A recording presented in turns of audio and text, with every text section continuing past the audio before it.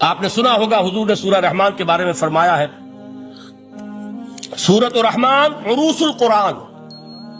یہ سورہ رحمان جو ہے یہ قرآن کی دلہن ہے.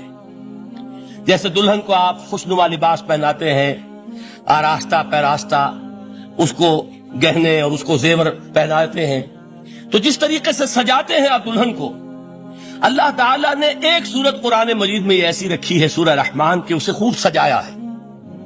اس میں الفاظ کا در و بست، اس کا اپنا ایک ڈیوائن میوزک ہے. وہ تو اللہ تعالیٰ قراء جو ہے خاص طور پر مصر کے قراء، اللہ تعالیٰ ان پر رحمت نازل فرمائے، ان کی خطاؤں سے درگزر کرے. جس طرح قرآن کے انٹرنسک میوزک کو انہوں نے واضح کیا ہے. واقعہ یہ ہے کہ اگر یہ لوگ نہ ہوتے، شیخ عبد الباسط محمد عبد الصمد، شیخ محمود خلیل الحصری، یہ لوگ کہ جنہوں نے قرآن کے اس غنا میوزک، یہ لفظ جو ہے آپ حیران نہ ہو کہ میں یہ کوئی شاید توہین کر رہا ہوں قرآن کی، حضور نے یہ لفظ استعمال کیا ہے. تغنو، اس قرآن کو اچھی سے اچھی خوشلحانی کے ساتھ پڑھو. من لم یتغن بالقرآن فلیس منا، جو قرآن کو بہتر سے بہتر انداز میں، اچھی سے اچھی آواز میں، خوشلحانی کے ساتھ پڑھنے کی کوشش نہیں کرتا، وہ ہم میں سے نہیں ہے. بلکہ ایک مرتبہ حضور رات کے وقت آپ گشت پر تھے اپنے ساتھیوں کے حالات معلوم کرنے کے لیے. حضرت ابو موسیٰ اشعری رضی اللہ تعالیٰ عنہ ایک صحابی ہیں، ان کے گھر کے پاس سے گزر ہوا، وہ رات کو تہجد پڑھ رہے تھے، کھڑے ہوئے کیف کے عالم میں قرآن تلاوت کر رہے ہیں. حضور کو بہت پسند آئی ان کی قرات، کافی دیر تک وہاں کھڑے سنتے رہے. اب انہیں کیا پتا کون سن رہا ہے. بالکل اسی طرح سمجھ لیجئے ایک بات یاد آئی ہے. حضور فرماتے ہیں کہ جس طرح کان لگا کر اللہ قرآن کو سنتا ہے، کسی چیز کو نہیں سنتا. ہمیں نظر نہیں آتا نا، ہمیں معلوم نہیں ہے. ہم قرآن پڑھ رہے ہیں تو سننے والا کون ہے؟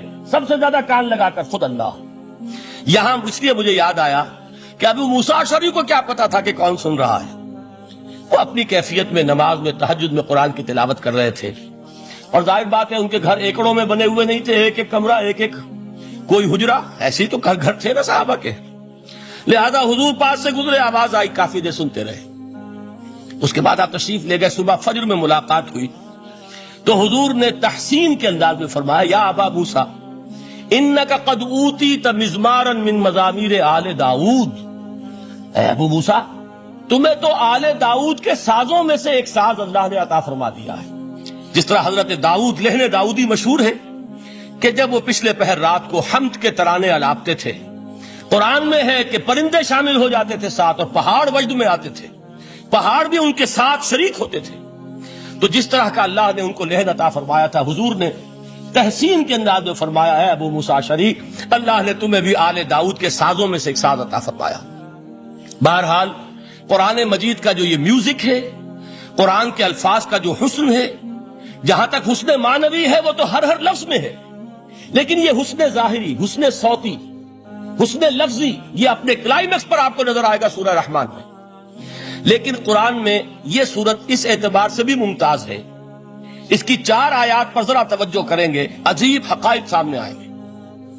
جہاں یہ قرآن مجید کے حسن صوت اور حسن لفظی کی معراج ہے، وہیں اس کی پہلی 4 آیات میں 4 چوٹی کی چیزوں کا ذکر ہے، سب سے اونچی چیزیں. پہلی آیت کیا ہے؟ الرحمن. ایک آیت ہو گئی. رحمان کیا ہے؟ اللہ کا نام ہے. کبھی آپ نے غور کیا اللہ کے ناموں میں سب سے پیارا نام کون سا ہوگا؟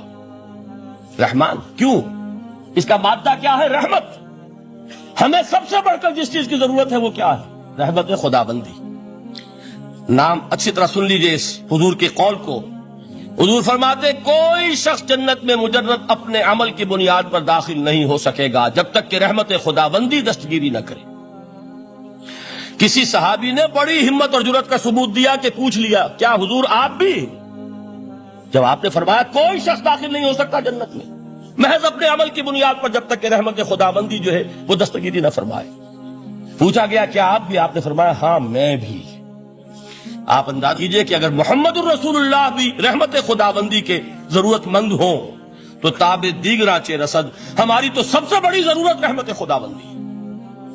اب یہ رحمت جو ہے قرآن مجید میں اللہ تعالیٰ کی یہ شان 2 الفاظ کے ذریعے سے آتی ہے، رحیم اور رحمان. اور کوئی مادہ نہیں ہے جس سے دو نام بنتے ہوں اللہ کے، لیکن یہ مادہ ہے واحد رحمت کا کہ جس سے رحمان بھی ہے رحیم بھی ہے۔ رحیم صفت مشبہ ہے، رحمت دائم ہو جائے گی، مستقل ہوگی تو رحیم کہیں گے، اور رحمان اس میں رحمت کی ہے وہ شان ہے کہ جیسے ٹھاٹھے مارتا ہوا سمندر ہو، ہیجان کی کیفیت، طوفانی کیفیت، رحمت خداوندی کا طوفانی جوش، وہ ہے رحمان۔ آپ تو رہتے اس علاقے میں ہیں، آپ کو معلوم ہے عرب اگر بھوکا مرا جا رہا ہو تو کیا کہے گا؟ انا جوعان۔ پیاسا مرا جا رہا ہو انا عطشان۔ بہت غضبناک ہوگا غضبان، غضبان آصفہ قرآن میں آیا ہے، بہت غضبناک۔ رحمان جس کی رحمت جو ہے جوش میں ہے، ٹھاٹھے مارتے ہوئے سمندر کے مانند۔ تو یہ اللہ تعالیٰ کے ناموں میں سب سے پیارا نام۔ اب آگے چلیے، الرحمن علم القرآن، رحمان نے قرآن سکھایا۔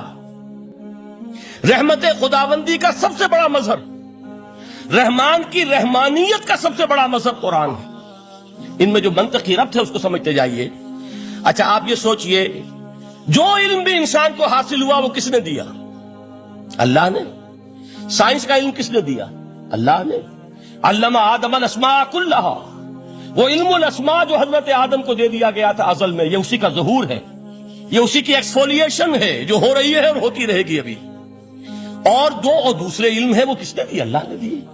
لا یحیطون بشیء من علمہ الا بما شاء، مخلوق میں سے کوئی اللہ کے علم میں سے کسی شے کا احاطہ نہیں کر سکتا مگر وہ جتنا اللہ دینا چاہے۔ لیکن یہ کہ تمام علوم میں چوٹی کا علم قرآن۔ نوٹ کرتے جائیے، اب چوٹی کی چیزیں جمع کیجیے۔ اللہ کے ناموں میں چوٹی کا نام رحمان، اللہ نے جو کچھ انسان کو سکھایا اس میں چوٹی کا علم قرآن۔ خلق الانسان، انسان کو پیدا فرمایا۔ سوال یہ کہ حیوانات کو کس نے پیدا فرمایا؟ آسمان کس نے پیدا کیے؟ زمین کس نے پیدا کی؟ فرشتے کس نے پیدا کیے؟ کیا مطلب خلق الانسان؟ اس کی تمام مخلوقات میں اس کا کلائمیکس، اس کی تخلیق کی معراج، اس کے تخلیق کا نقطہ عروج انسان ہے۔ یہ ہے کہ جو مسجود ملائک بنا ہے۔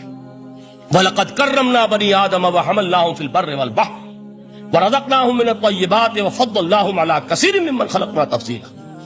تو تخلیق میں سب سے اونچی تخلیق انسان کی، علموں میں سب سے اونچا علم قرآن کا، اللہ کے ناموں میں سب سے اونچا نام رحمان۔